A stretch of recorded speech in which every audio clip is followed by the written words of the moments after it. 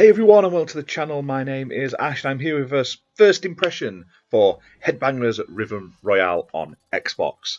Now, this landed on Xbox on the 31st of October 2023, developed by Glee-Cheese and published by Team 17, and I was lucky enough to present a copy to check this game out. Now, this is available in Game Pass right now, so if you're interested in trying it out for yourself, and I do recommend trying it out for yourself because it's weird and wonderful in some aspects, definitely jump into Game Pass and give it a go. Now, this game is a weird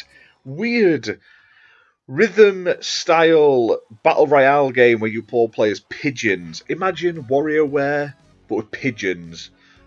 And that is basically what you get in here. So in this game, you and 29 others go head to head in an all-out pigeon battle, and you basically compete in a variety of rhythmic challenges, minigames, to weed down from 30 down to one winner. Now, you go through 4 rounds, so you start off, like I say, 30 of you are in the game, and you play a minigame, one of 23 available at launch. After the first round, so many people are eliminated. Next round, you play a different minigame, so many people are eliminated, and so on, working your way down. Very much like Fall Guys, but with rhythm-based gameplay, mini-games, like micro-games, and pigeons, basically. Now, each round, the difficulty escalates, and it's just weird and wonderful. Now, I'll talk about the good stuff first, then I'll go into the negatives. It's unique. I love silly little like micro games. I recently covered a couple on the channel on PC, and I'm a huge WarioWare fan. And I also love like giant battle royale style games, especially stuff like Fall Guys and stuff like that. It's funny. You can all jump on with friends and stuff like that. This is one of those games. Now, the mini games are weird and wonderful as well, and there's a lot of customization to your character. You can dress them up, you unlock more clothes as you progress, and yeah, it's fun. The games are simple to learn, some of them are quite difficult to master and get right, and each game, like minigame, it shows you a tutorial before you start the game, so even if you have never played it before, you'll be right up to speed, basically. It gives you like a quick practice before the game starts. Now, negatives. At launch, I played this with Fabio. We played it for like about an hour or so, and I've played it a little bit since then as well. The servers are a bit hit and miss. Like, you'll jump into a server and there's 27 people waiting, and then you just wait, and then you end up losing a handful of people. You end up with like 19, 20 people by the time the game starts, so it then fills with bots, and it's great that it does have bots. However, the bots are a lot more stupid and simple than real players. 2, servers are a bit hit and miss, like kicking you out and stuff like that, and there's a bit of latency, which isn't ideal in a rhythm game, especially when a lot of the modes and the mini games focus on precision. And the worst thing is the noise the pigeons make. They just like scream when you move them around and stuff like that, and it does get really annoying really quickly. Now, while you're in these mini games, there's also like power-ups that come across the screen, and if you're quick enough, you can grab them. And I do like how it shows you in the top corner where you're ranked, so it shows you if you're close to being in the sort of knockout zone, how far behind in points and everything. It's good in that aspect. Now,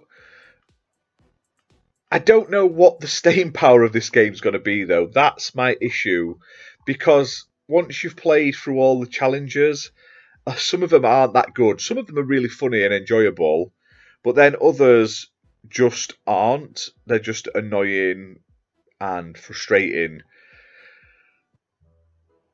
If there's not a player base, and like I say, a few of the times we were playing, and this could just be because of like server issues or stuff like that, there was a lot of bots. I mean, one game we played it, half of them were bots, and this is at launch on Game Pass, and this is one of those games that's going to require players to survive. I just hope they keep up like new content, new games, and they don't just abandon it pretty quickly.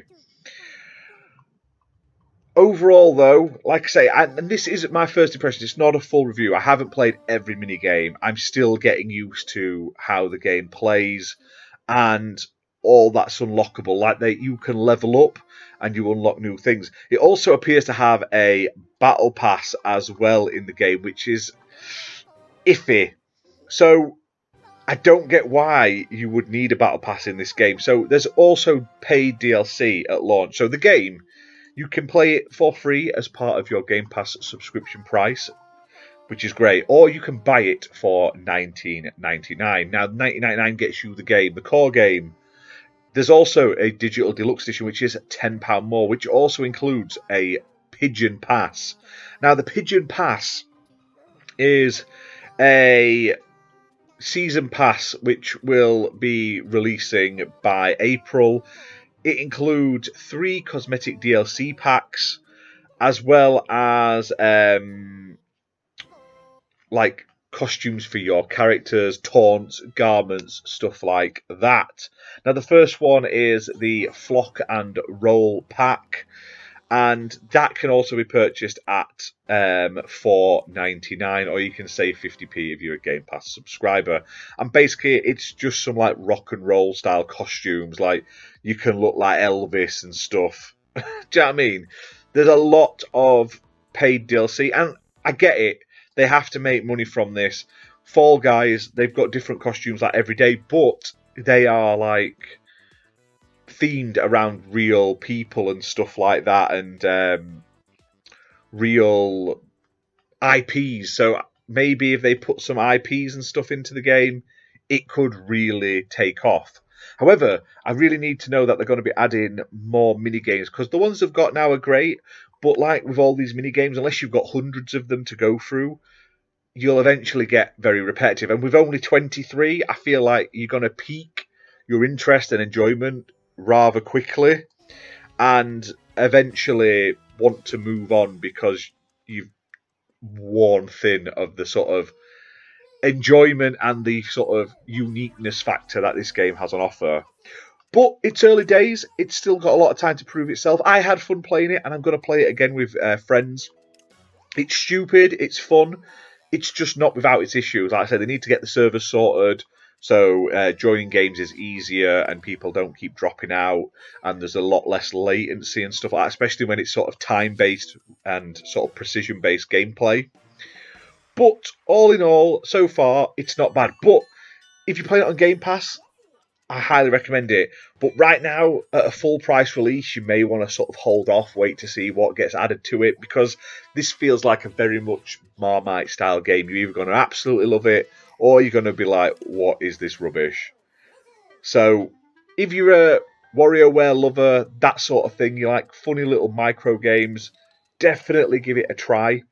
Will you have a lot of staying power? Will you play it for more than a few hours? That depends on like your sort of tolerance level to the sort of repetition and how quickly you get through all of the mini games and what you want to unlock more character items and stuff like that. But it's worth a try if it's on Game Pass. That's all I can say. But will it be the next big thing? Only time will tell. But that's it for this video, guys. I'll probably come back and review this fully in the future, once it's settled down and it's out and everything like that, and I've had time to play all the mini games and see where the sort of direction it's going in future. But for now, hit that like button, hit subscribe, and we'll see you very soon. Bye for now.